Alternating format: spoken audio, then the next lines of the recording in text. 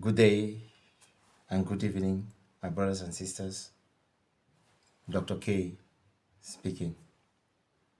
Welcome to yet another session of our divorce journey. I thank God that has given us the grace to continue in this direction. I thank the Almighty for everything that He has done. I thank Him for the wisdom. It is only by His way, by His direction, that every information that we get here today is possible. I'm just a vessel. I'm nobody in front of God. Today we shall be talking about alcohol addiction and how alcohol addiction might cause divorce, the role it plays in divorce. In alcohol addiction, especially in marriage, where children are involved, it's not only about the addicted persons, but also how it affects the children, how it affects the wife, how it affects the family, public image, and all that. Most of us we drink alcohol, and we feel that each time we take alcohol, it's just a small thing. Let me just take a bottle. Tomorrow, let me just take another. You see, I've said addiction doesn't just come. It's a gradual process. Some people at the end of the day find solace in alcohol because they feel that alcohol takes away their worries. But again, we find out that it actually doesn't. Because when you drink, you are drunk. According to you, at that time, you forget your worries. But when that alcohol clears off your eyes, clears off your system, you become that same person. Those worries never go. They are still there. So, than taking alcohol, thinking that you want to stop your worries, it's better to look at the root cause of the problem. You cannot use alcohol to evade things that you can solve by looking for solution. Once more, you're welcome to this session. And I will talk this with an example of one of my counseling sessions. It's an intriguing one. And I want to share their experience, of course, that will help us to understand the gravity of this thing. Sometimes we do things without actually knowing the gravity of it. But when somebody explains or you hear somebody's own side or a victim with what you are going through, you understand the situation. You look at yourself inwardly and you might take that decision. No, I will not go this route because it might lead to this. Now, this was a very good family. They had 3 children, a girl and 2 boys. They were doing well. But you know, sometimes we feel we have everything, especially the men. I'm talking to the men now. You feel you have everything, you have money, you have the job. And you don't just want your woman to work. It happens in some homes. I've counseled a lot. And they say they have everything, why would the woman work? Even in Western world, not only from my African continent, but here also in Europe and even in US. I've had I've counseled somebody that's a magnitude. The guy is a billionaire in US. And for 18 years, the girl was not working and decided that, no, you don't need to work. I have everything.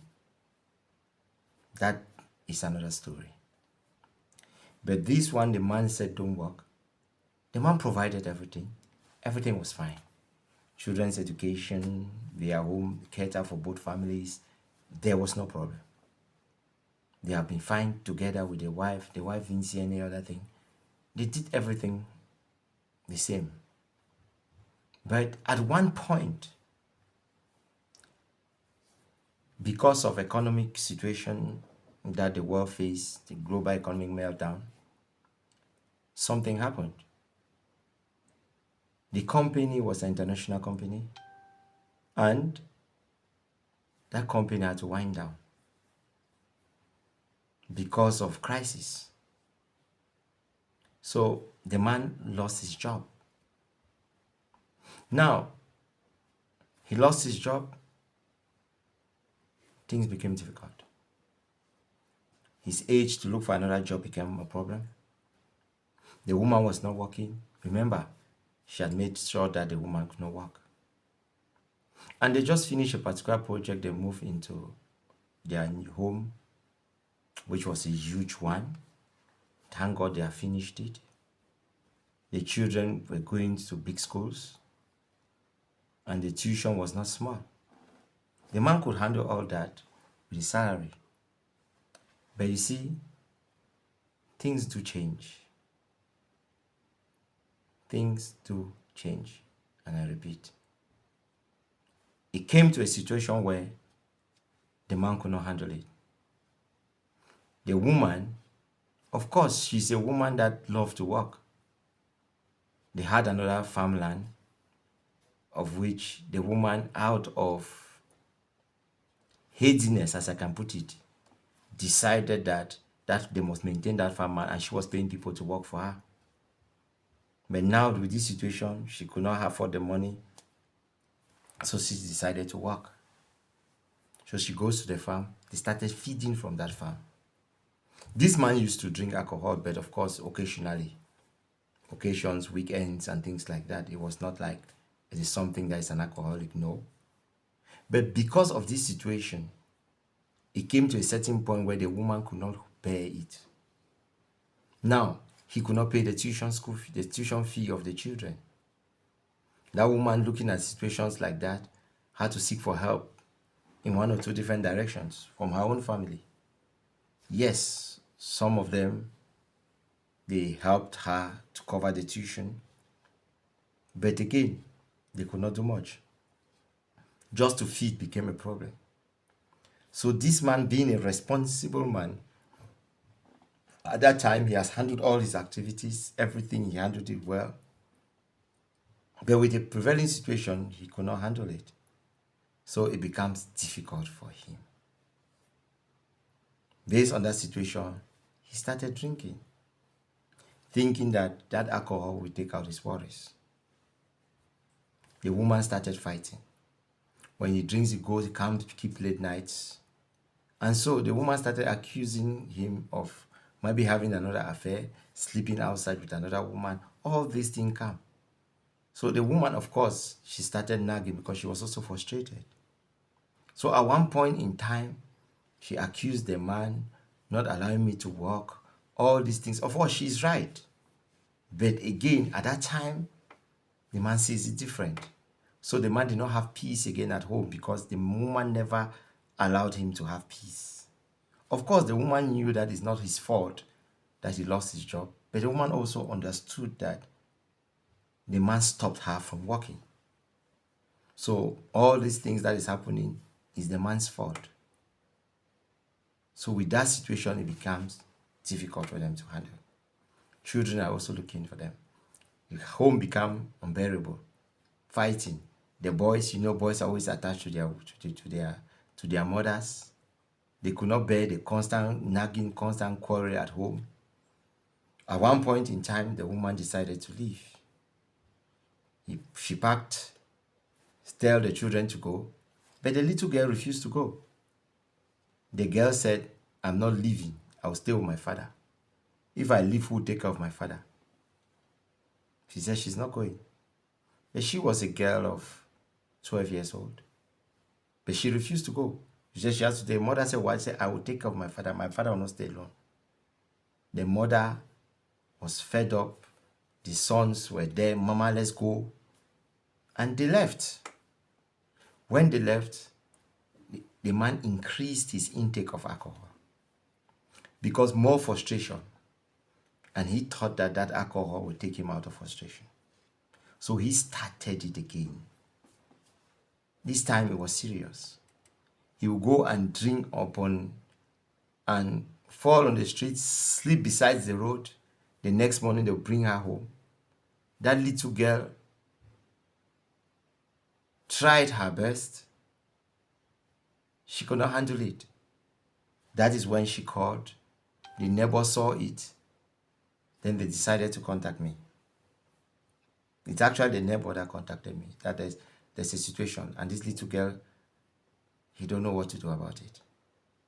So when I met the girl and I asked the girl, she told me something. What did she tell me? The night before that day, the girl ran and met this neighbor and was crying that the father has not come home. Very early in the morning, at about 5 a.m. in the morning, the father came. They carried the father. Basically carried the father and brought the father home. It was not easy, but that's what they did. People carried the father. So when the father came home, everything was bad. He had to make caca on his body. He had to urinate all over his body. The little girl had to take the father, bathe the father, clean the father up, change his dresses, and left the father and stood by the side of the father. When the father got up, the father saw the daughter crying beside him. The father looked at his body. He has been taken care of, clothes changed and everything. This man was so ashamed of himself. Because the neighbor had contacted me, that morning the girl went. I went together with them. We went to the man's place. It was not so far from where I was. It was about 40 minutes drive. We went there. I saw the man. The girl started crying. That is when I went there and said they should take the neighbor said, take this little girl out. And I asked the man a question. How do you feel?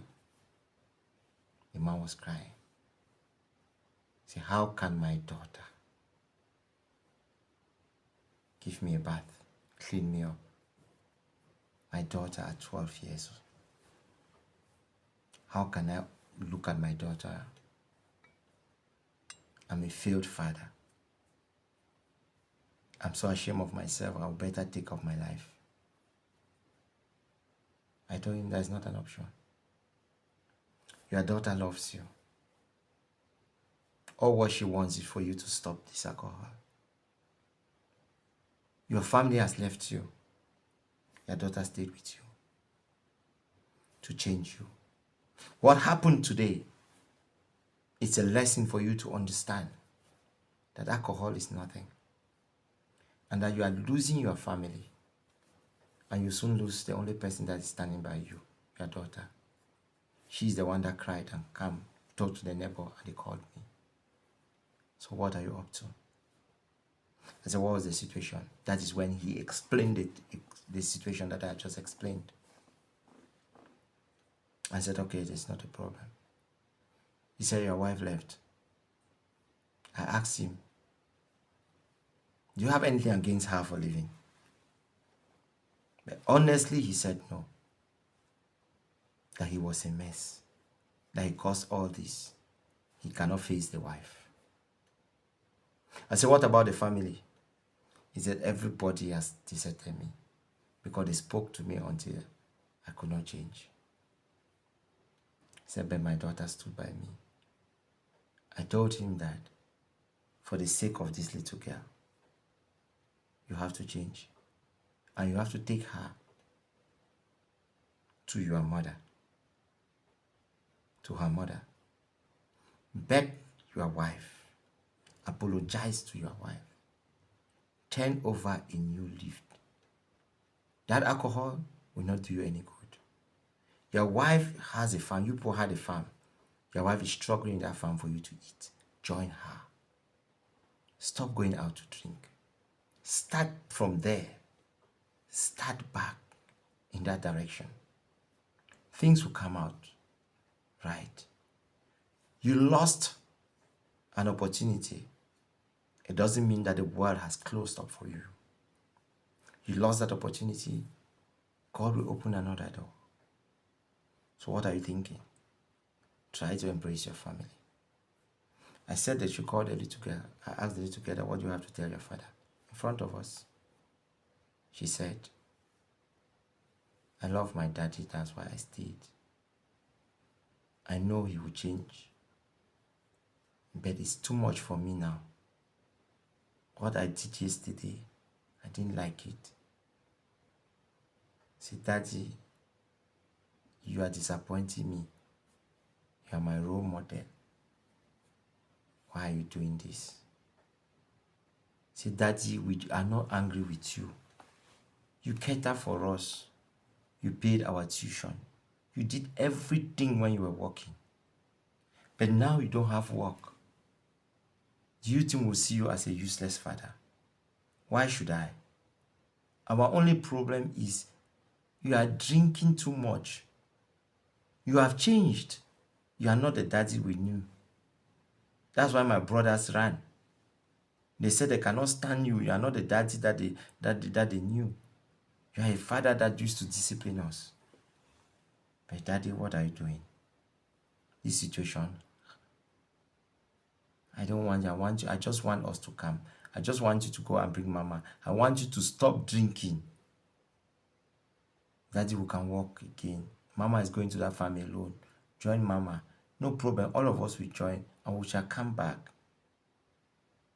I was surprised for the words that came out of the mouth of that young lady. But again, you see, love conquers all. This man has never been useless. And the children know the daughter saw him as a role model. Because he treated them right. He disciplined them right. He fell into a situation, but the child did not still see him as bad. The child knows that he's out of frustration. But what the child remembers is that he is a good father. I told the man that, look at, have you heard what your daughter said? What will you tell her? She held her. He held her daughter, cried, and promised her that he would never touch alcohol again. Even a sip, he will not take it. Thank her for standing, for trusting him and standing by him. That is what he did, and told her that as of that moment, they are going back to talk to their mother, to her mother. That is what he did. But I told the man that before he goes, I'll come after the next 2 hours and see him. I still have something to talk with him.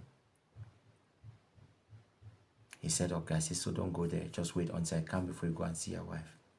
He said, okay. I told the neighbor, I told the daughter, let's go. When we went, I told the daughter, you know where your mother is? Rush, go to your mother. Talk to your mother. Explain every situation that happened to your mother. Tell your mother that daddy has changed and that dad will be coming.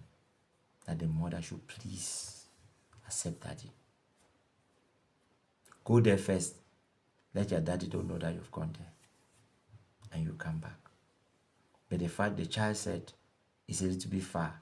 So I opted to say, enter the car, let's go. I told the father that let me take the daughter to buy something. And we're coming back. So that we'll come back together. At an appointment. He accepted.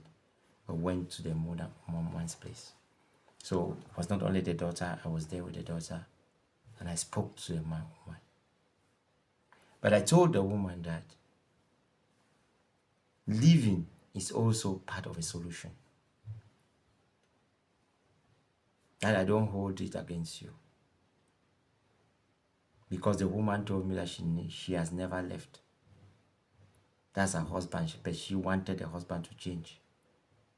And the reason she decided to leave the daughter was because the daughter loves the father so much.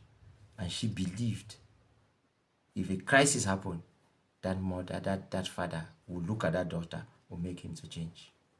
I said, that is what you had in mind? He said, yes. I said, who told you that? He said, my father said that to me. So that is why I was comfortable leaving my daughter behind. But I knew the daughter that I raised. She's responsible. I said, okay.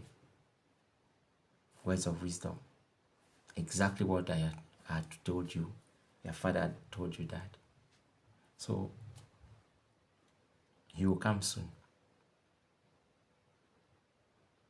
And we left. The man finally came. They had a talk. And she asked her, who advised you? The man never knew who had been there. So the daughter took her, all of them now, as family, they came and met me. And I told them that everything is okay, that they should work together. God will open a way. And I told them, man, it was wrong for you to tell your wife not to work. A lot of men do these things, but you never know tomorrow. You never know tomorrow. So try to be open to your wife. Try to walk with them and do things right, for you never know what will happen the next day. So that's how it happened. But why did I bring this story today when talking about alcohol addiction? This was a family that succeeded. But there are situations where it is not like this. There are situations where it might be a child that becomes an addict. It might be a daughter that becomes an addict. They will still cause divorce. Because most often, parents accuse one another for causing something. Especially when the child has a character that is not right. The father will say it's the mother. The mother will say it's the father. Blame game, it starts. It happens every day. I counsel people and I see it every day. But the whole thing is for parents to work together and bring up their children right. The whole thing is for parents to stand by their children and live with example. If you don't want them to drink, don't drink. Don't tell them that because I'm an adult. When they are adults, they will drink because they say, okay, my father told me that when you're an adult, you can drink. Don't. Raise them in a way that they understand the values of life. Talk to them as adults sometimes and give them reasons why you tell them not to do the things that you tell them not to do. Don't just say, don't do this. No, I don't want you to do this because of this. Give them an understanding. Why? Most often we fail because we just say, no, alcohol is not good for you, and you stay quiet. No, give them a reason. Remember, they will still go to the internet. They have friends. They go to school. They will tell them different things. But you must back up every single thing which you do nowadays with a reasoning. You must give your children reason for something. That is what I want us to know. Because you are raising a future husband. You are raising a future wife. You are not just raising a child. You are raising future parents. So you need to pass on certain things to them. That is why love is above every other thing. With a child, if you don't give them that love, they don't see that love. They might look for that love somewhere else. They might go and look for that love in one substance, in alcohol. To them, when they drink, they are fine. They have worries, everything moves.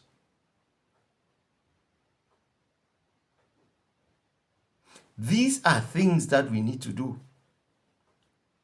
These are directions that we need to do and we need to follow. Alcohol is not an easy thing. It's easy to start, just a cigarette. But when you do it constantly, it's a substance. You become addicted to it. It becomes difficult to let go. You need the will and you need God by your side. For God is the ultimate. You need Him and you need to seek His face. You see, I know children that have canceled that smoke. And when I'm talking to them, they say their father smokes. And their justification is that it is good. If it is not good, why would their father be smoking? You find some that are drinking every day because you have alcohol everywhere in your home. And every night you are drinking with your wife. Every night when your friends come, you are drinking, and they come, a bottle of hot drink is finished. 2, 3 bottles, and they see it. At one point in time, they believe it's okay for them to drink. Because you've shown them that alcohol is okay. It's okay to drink.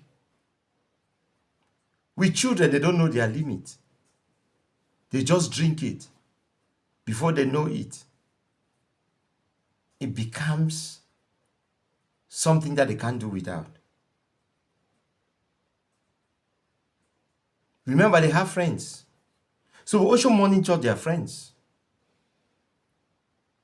This thing is about the will.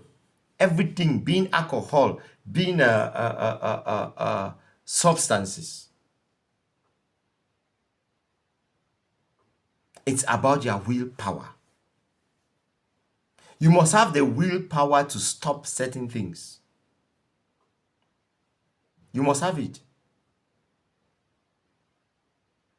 I grew up knowing that my father never smoked. My grandfather never smoked. These are my idols. I grew up with them.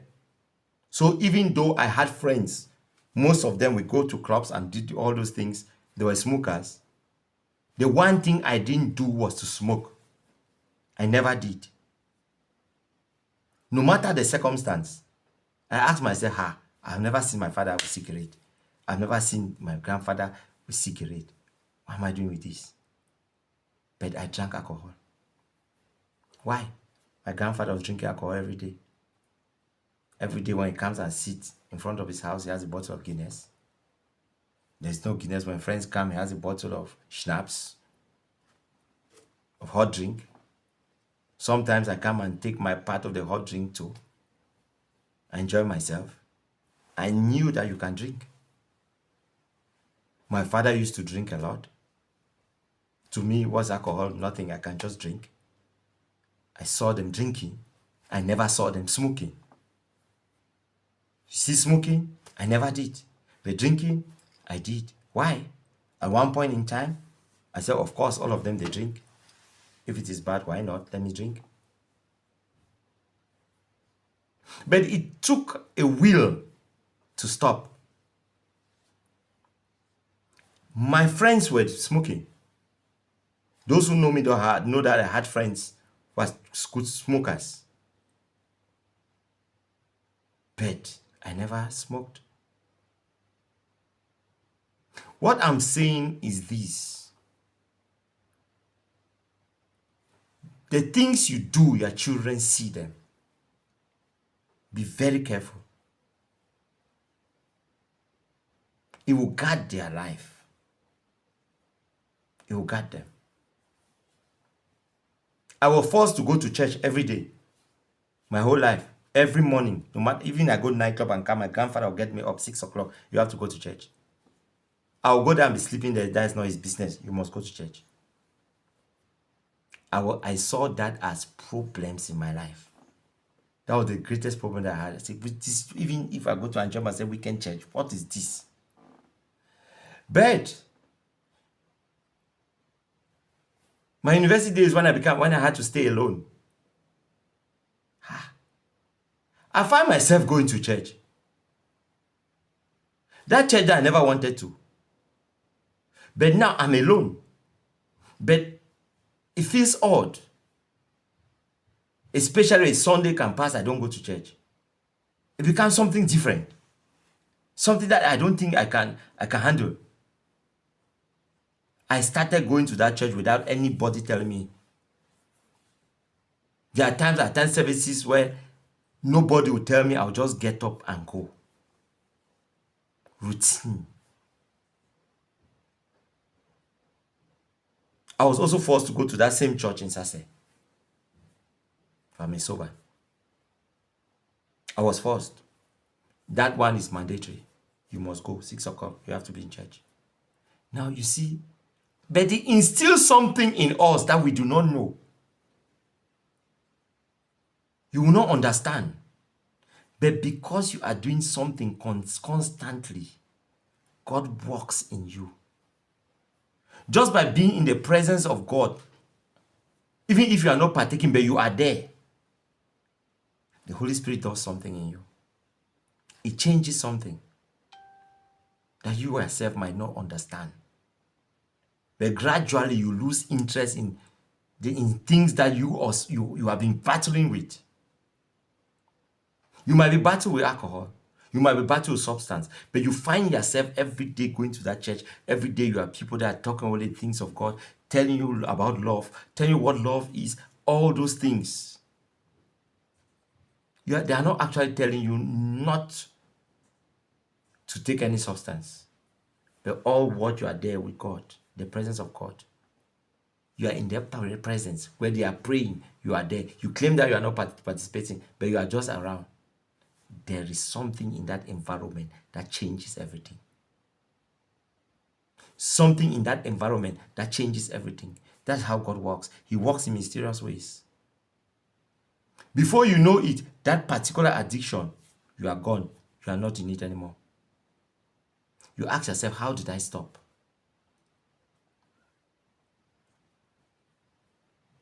Many things will change in your life when you do not understand how it changed. But just accepting God, accepting Yahweh, being in their presence changes a lot. When I counsel people, I always ask them to look up to God. Just look up to God. Just look up to somebody that is above all. Look up to the God that you believe in. Look up to the God of the universe. Look up to the God of our ancestors. Just look up to anybody that you know is above every other thing.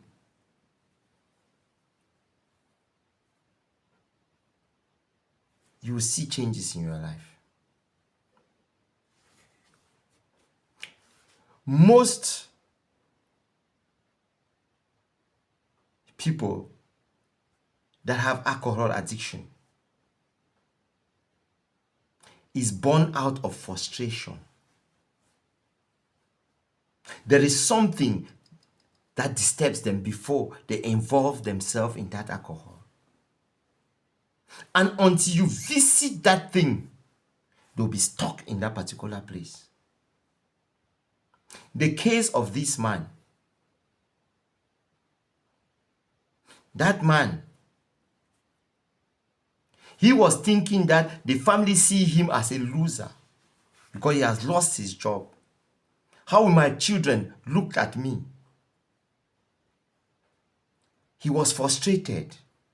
He became depressed because he did not like his situation and was thinking that that's how the wife will see him, that is how the children will look at him.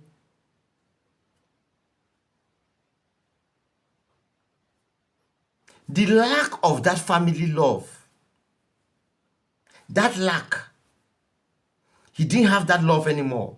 According to him, he did not have it anymore. Everybody sees him now as an outcast. He knew he was not loved again. Because of that lack of love, it made him to start drinking alcohol. It made him to find solace in alcohol. That alcohol became a replacement for that love. That is where the problem is.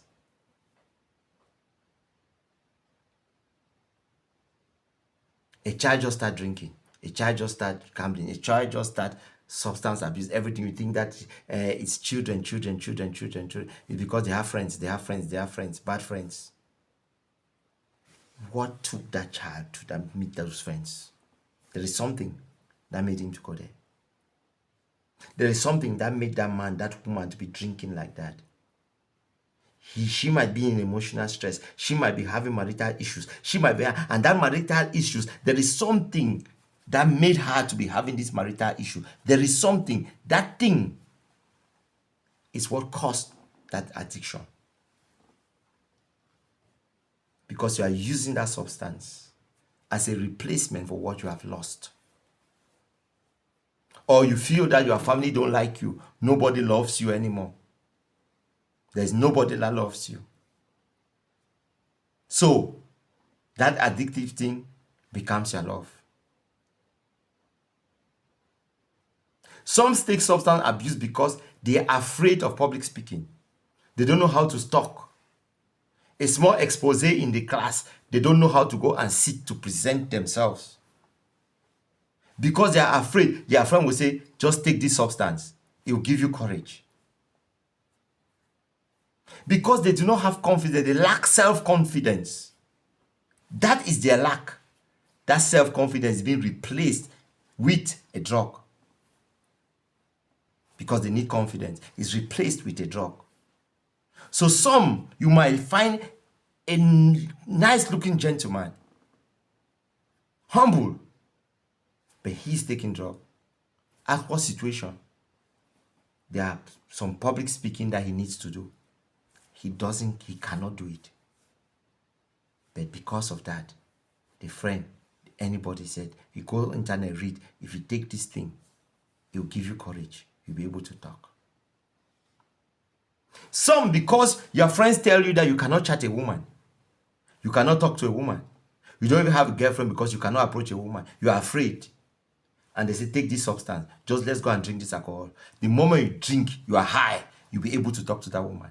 That's how you start. And when you go, you succeed. You say, oh, this alcohol, if I take it, it means I can chat with girls. I can talk freely. And I had this problem. Now you start taking the alcohol because you want to talk to a girl. You start taking that alcohol. Or you take a particular substance because it will make you high so that you have the courage to talk to that girl. You see, these are the directions, the situations that can make youths to be taking that alcohol. You see, it's not only because you want to do something bad. It can be because education, public speaking. You find some who want to be an artist. They know how to write songs. They know how to sing, but they cannot face the crowd. That's why you find a lot of youths, especially who are into music nowadays, all these rap songs, all these things, they go for substance. Why? Because according to them, they will have that courage to stand up there. Self-confidence, they don't have. Lack of self-esteem. I want us to understand that don't just discard somebody when that person has an addiction. Instead, try to look at that person's life. Try to talk to that person. There is something that that person is lacking. And that other person is using that substance as a replacement to that thing. I want us to understand this very well. Much is out of lack of love. You see this thing, lack of love. When a child feels that the parents, they don't love her or they don't love him. Self-confidence they don't have. You have never told your son that he's handsome or your daughter that she's beautiful. Nobody has told her that. She grew up being shy. No confidence. Because you never instill confidence in them when they're growing up. You made them now to don't have confidence. Some, because their size, now that they have put on a lot of weight, they will go to class and they body shame them. Now they lose their self-confidence. And when they lose self-confidence, especially young boys, nowadays with this perverse society, when they lose that self-confidence, the moment you are growing bigger, what happens? Your penis shrinks. And when you look at yourself, you become ashamed of yourself. Now you don't want to talk with a woman because you feel now that your toto is now very small. That dick is very small. Or the way it is now, how they will laugh at you. Before you know it, you lose confidence. Before you know it, you start eyeing better man. They tend to be the other side. That's how it is. You tend to be the other side. We should be careful the way we look at things. We should be careful the way we raise our kids. You see, substance abuse is rampant everywhere. That thing now is a different story. Watch your children. Find out what disturbs them. Show them love. But there must be boundaries. Because with that love, without boundaries, we still take them there. So there must be boundaries. I hope I did not come to confuse you, but to give you another understanding of the subject matter. I hope it helps. But as I always say, you can contact me if you have an issue. I'm your therapist, I'm waiting. I'm your counselor, I'm waiting. You are just 1 minute to solving a major problem in your life. Just pick up your phone and call me. Don't wait until it's dark. There are things that can be rescued now. Life is the most important thing. It's not that money that you're working. You can have that money, but without life, when you are not happy, it's nothing. I wish you well. I thank everybody for being with us. God will bless us. Thank you very much.